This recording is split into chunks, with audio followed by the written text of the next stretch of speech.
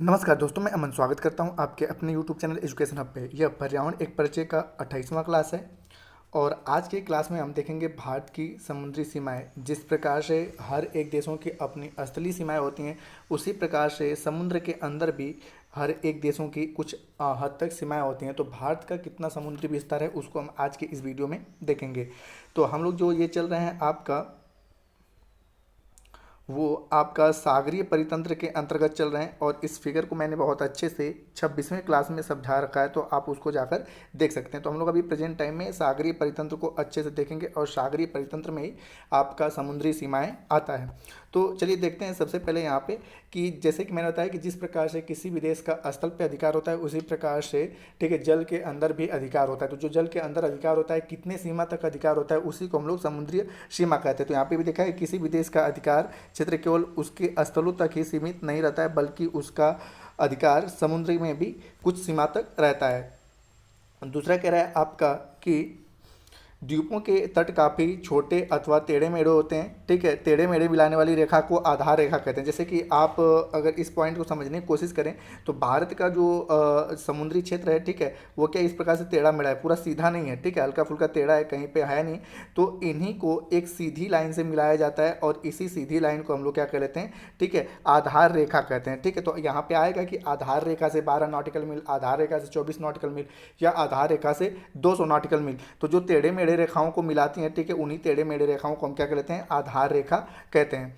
आगे कह रहा है आपका कि तट और आधार रेखा के बीच जो जल होता है उसे आंतरिक जल कहते हैं। ठीक है, तो तट और आधार मतलब कि ये आपका हो गया आधार रेखा और ये हो गया जो जल हो गया। ठीक है, इसके आसपास जो लगा हुआ जल होता है उसी को हम क्या कहते हैं, आंतरिक जल कहते हैं। और भारत हिंद महासागर से सबसे लंबी तट रेखा बनाने वाला देश है। तो आपसे पूछा जाएगा कि भारत किस महासागर से सबसे अधिक लंबी तट रेखा बनाता है, तो हिंद महासागर से, क्योंकि इसके पश्चिम साइड में क्या है, अरब सागर है और पूर्व में आपका बंगाल की खाड़ी है। ठीक है, बंगाल की खाड़ी है। तो पूछा जाता है कि बंगाल की खाड़ी किस महासागर का हिस्सा है, तो हिंद महासागर का हिस्सा है, या अरब सागर किस महासागर का हिस्सा है, तो हिंद महासागर का हिस्सा है। तो भारत जो है हिंद महासागर से सबसे अधिक सीमा बनाता है। आगे देखते हैं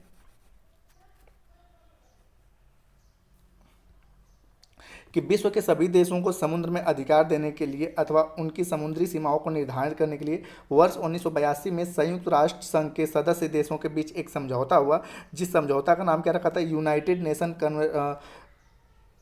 convention on the law of sea. ठीक है, United Nation convention of the law of sea कहा जाता है। और इसी के आधार पर भारत की समुद्री सीमा जो है 3 प्रकार से निर्धारित की गई। ठीक है, इसी के आधार पर जो समझौता, तो याद रखिएगा किस समझौते के अनुसार, तो United Nation convention of the law of sea के। और यह समझौता कब हुआ था, 1982 में। और इसके आधार पर भारत की जो समुद्री सीमा है 3 भागों में विभाजित की गया। अब ये 3 भाग कौन कौन से, एक है आपका प्रादेशिक समुद्री सीमा, दूसरा है अवांछनीय मंडल और तीसरा है अनन्य आर्थिक क्षेत्र। तो इन तीनों को हम देखेंगे, ठीक है, अच्छे से क्या क्या है।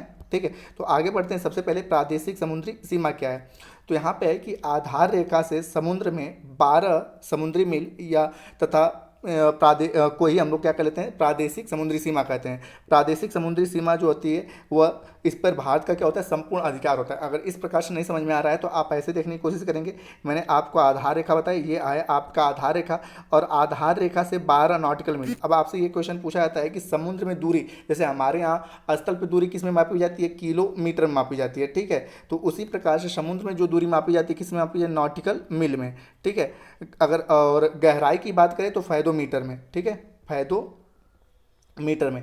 जैसे हमारे यहाँ गहराई बेसिक तौर पे मीटर में नापी जाती है और समुद्र में गहराई किस में मापी जाती है, फैदो मीटर में। और हमारे यहाँ स्थल पे, ठीक है, स्थल पे किलोमीटर में दूरी मापी जाती है और जल में नॉटिकल मील में। तो यह कह रहा है कि आधार रेखा से 12 समुद्री मील तक प्रादेशिक समुद्री सीमा है, प्रादेशिक समुद्री सीमा है। समुद्र में प्रादेशिक समुद्री सीमा तक संपूर्ण भारत का अधिकार होता है। ठीक है, तो अब यहाँ पे जो आपका है कि ये आपका 12 नॉटिकल मील तक भारत का संपूर्ण क्या होता है, अधिकार होता है। ठीक है, संपूर्ण अधिकार होता है। तो ये आपको समझ में आया होगा। अब यहाँ पे है कि नॉटिकल मील, 1 नॉटिकल मील बराबर कितने मील होते हैं, तो इन 1 नॉटिकल मील बराबर जो होता है या समुद्री मील बराबर 1.8 मील होता है। 1 नॉटिकल मील बराबर 1.8 मील होता है। और इसको समझने के लिए आप ऐसे बना सकते हैं कि ये आधार रेखा है और आधार रेखा से 12 नॉटिकल मील तक, ठीक है, ये आपका 12 नॉटिकल मील तक कोई हम लोग क्या कहते हैं, प्रादेशिक समुद्री सीमा कहते हैं।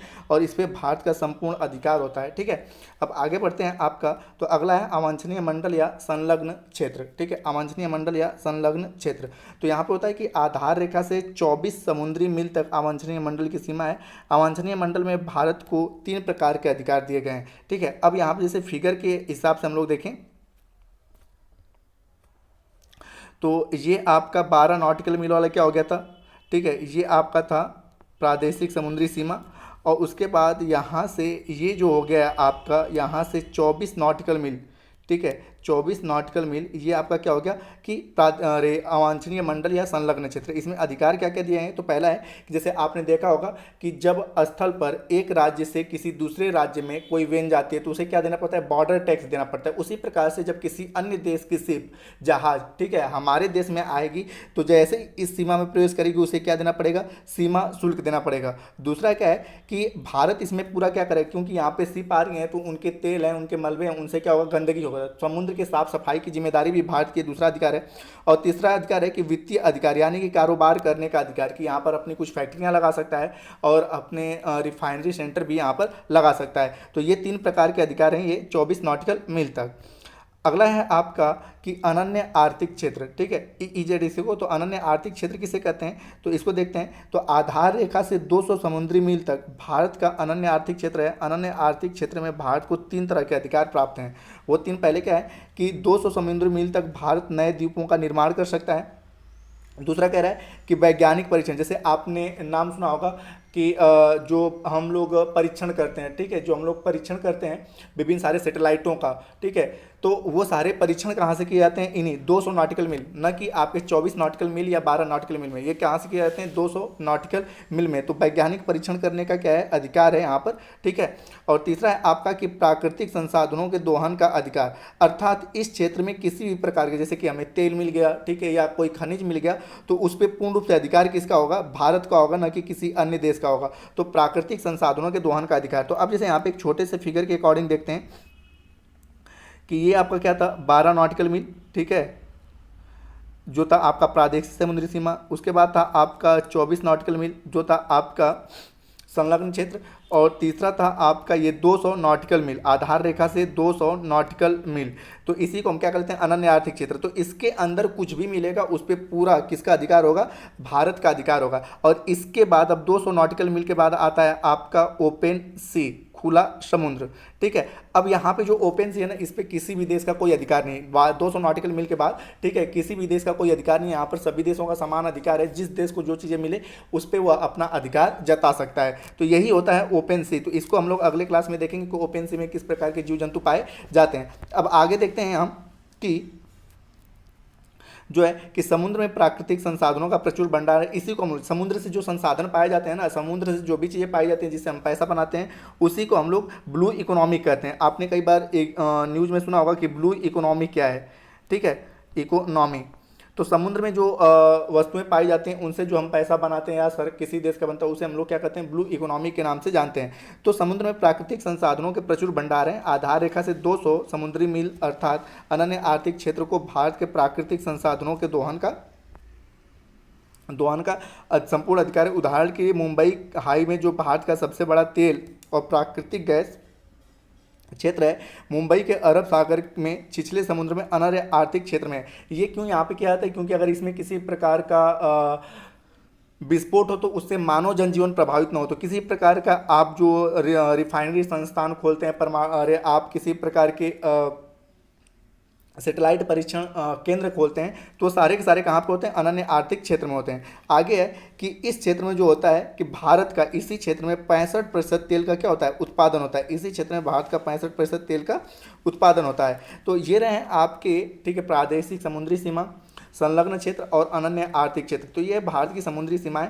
तो मैं आशा करता हूँ कि आपको अच्छे से तीनों समझ में आया होगा। तो दोस्तों वीडियो पसंद आए तो वीडियो को लाइक करें, कमेंट करें तथा अपने दोस्तों के साथ शेयर करें तथा चैनल पर नए हैं तो चैनल को सब्सक्राइब अवश्य करें तथा इस पीडीएफ को प्राप्त करने के लिए आप हमारे टेलीग्राम से जुड़ सकते हैं, जिसका लिंक वीडियो के डिस्क्रिप्शन में दिया हुआ है, या टेलीग्राम में जाकर आप education hub by Aman sir को सर्च कर सकते हैं और आप ज्वाइन कर सकते हैं। तो वीडियो के अंत तक बने रहने के लिए धन्यवाद। मिलते हैं जल्दी नेक्स्ट वीडियो में।